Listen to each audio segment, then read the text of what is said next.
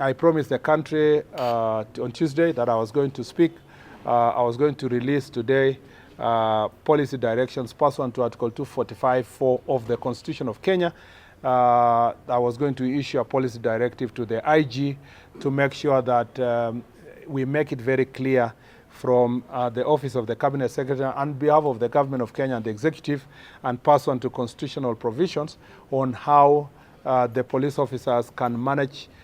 use of firearm and use of force when carrying out their responsibilities, whether dealing with bandits here or dealing with criminals in urban areas or dealing with goons. The good news is today, this morning, I have dispatched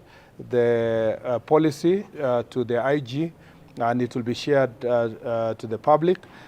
giving various recommendations on how they can be able to use force, when they can use force, what is the prevailing legal framework, including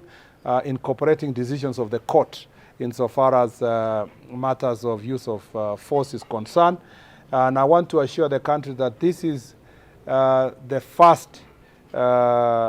policy directive I'm giving since I became CS nearly 8 months ago, and this is the only prevailing policy directive on use of force and use of firearm by police officers to either protect themselves and protect members of public,